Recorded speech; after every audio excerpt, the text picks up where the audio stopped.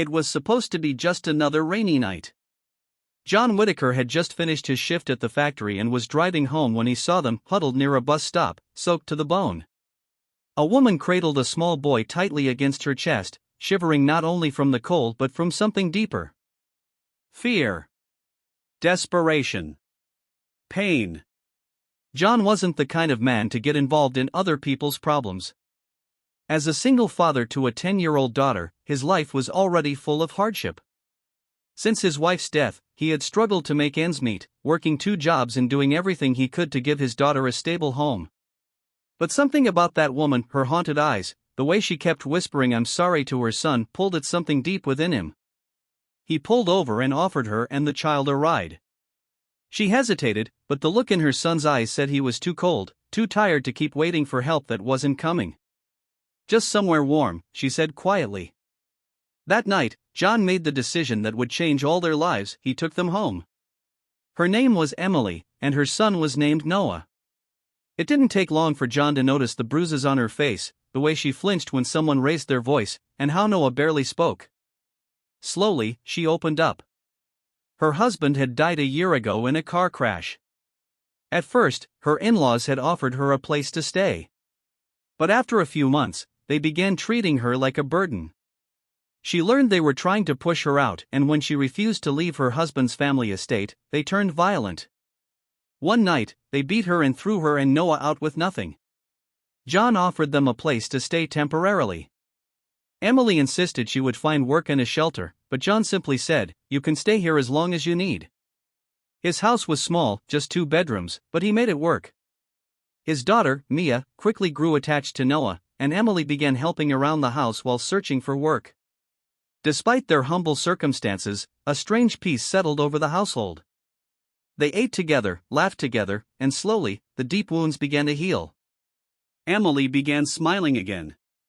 Noah started speaking, first just to Mia, then to John too. It was the first time John had heard laughter in his home in years. But then came the twist no one saw coming. One day, a black luxury car pulled up in front of John's house.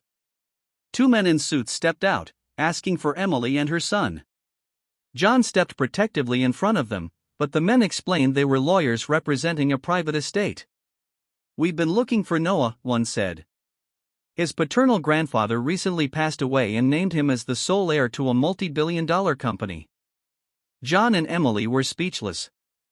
Apparently, Noah's late father was the estranged son of a powerful billionaire who had kept his distance from the family for years. When he passed away, the will revealed that the old man had learned of his grandson and quietly conducted DNA tests before his death. Wanting to correct the wrongs of his own son and family, he had left everything to Noah. Emily was overwhelmed. After everything they'd been through, the idea that her son could now inherit such a fortune felt surreal. But she was also afraid. What if this new wealth tore them apart? What if the in-laws returned? What if John, the man who had saved them, felt left behind? John didn't want anything from her. "I didn't help you because I expected something back," he told her one night. "I helped you because it was the right thing to do." But Noah, quiet, thoughtful Noah, had his own idea. A week after moving into temporary housing offered by the estate, Noah asked his mother if they could invite John and Mia over for dinner. That night, over a long wooden table in a house too big for 3 people, Noah took John's hand and said, "You were the dad I needed when I didn't have one. I want you in my life. Always." Emily reached across the table and took John's other hand. "We don't want to move forward without you. Your family, John." Tears welled in John's eyes. In time, Emily and John's bond deepened. What had started with broken pieces, grief, trauma, fear, slowly rebuilt into something strong. Emily eventually began managing one of the company's charities focused on domestic abuse survivors. Noah, guided by John's humble values, grew into a kind-hearted young man with both power and purpose.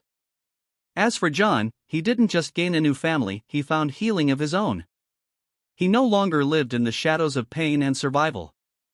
He watched his daughter thrive, saw laughter return to his home, and discovered that love can find you when you least expect it, in rain-soaked moments, at roadside stops, and in the hearts of strangers who become everything. Moral of the story: Sometimes, the people we rescue end up rescuing us right back. When love is given without condition, it has the power to rebuild lives, break cycles of pain, and turn ordinary moments into miracles. Family isn't always who you're born to, it's who chooses to stay.